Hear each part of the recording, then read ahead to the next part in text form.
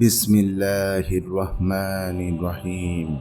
রসুলুল্লাহ সাল্লাল্লাহু আলাইহি ওয়াসাল্লাম বলেন, ঈমান সেটাই যা তোমার অন্তরে থাকে।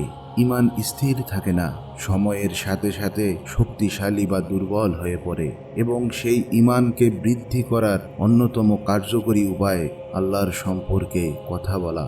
যারা হারাম অভ্যাস থেকে বিরত থাকতে হিমশিম খাচ্ছেন, তাদের প্রয়োজন আল্লাহর সম্পর্কে আরো গভীরভাবে জানা।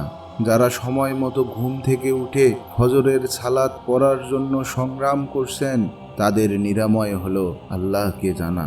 শোকাহত, ব্যথিত, হতাশাগ্রস্তদের নিরাময় হলো স্রষ্টাকে জানা। স্রষ্টাকে চেনার জন্য স্রষ্টার সম্পর্কে কথা বলার চেয়ে ভালো উপায় আর কী বা হতে পারে।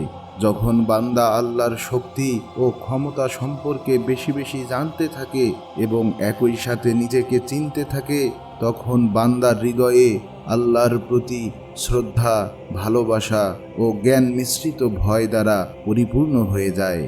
রসুলুল্লাহ সাল্লাল্লাহু আলাইহি ওয়াসাল্লাম বলেন, সর্বশক্তিমান আল্লাহ কখনো ঘুমান না এবং ঘুমানো তার জন্য উপযুক্ত নয়। আল্লাহ ন্যায় বিচারকে হ্রাস করেন এবং কখনো কখনো তা বাড়িয়ে দেন।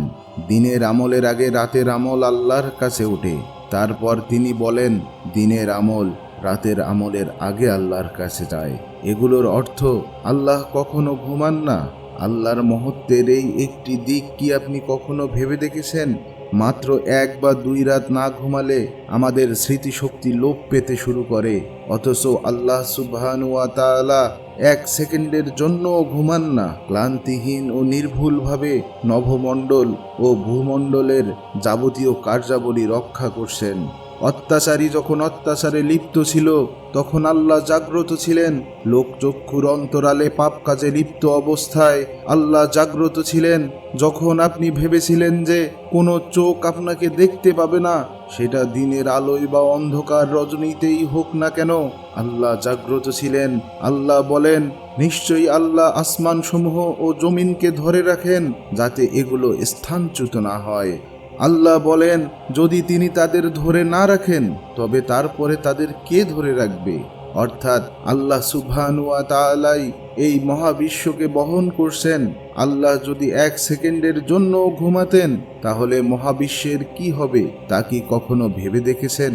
একবার হযরত মুসা আলাইহি ওয়াসাল্লামের কৌতূহল হলো এবং আল্লাহকে জিজ্ঞেস করলেন, ও আল্লাহ, আপনি কি ঘুমান?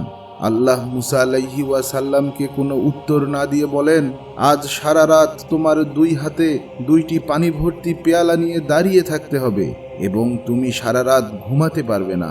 মুসা আলাইহি ওয়াসাল্লাম 2টি পানি ভর্তি পেয়ালা হাতে নিয়ে দাঁড়িয়ে গেলেন।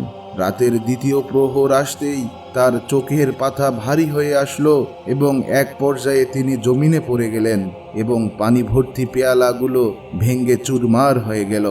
তখন ফেরেশতাগণ এসে বললেন, ও মুসা, আল্লাহ যদি 1 মুহূর্তের জন্য ঘুমাতেন, 7 আসমান ভেঙে চুরমার হয়ে জমিনে পড়ে যেত, যেমনটা তোমার হাত থেকে এই পানির পেয়ালাগুলো ভেঙে চুরমার হয়ে গিয়েছে।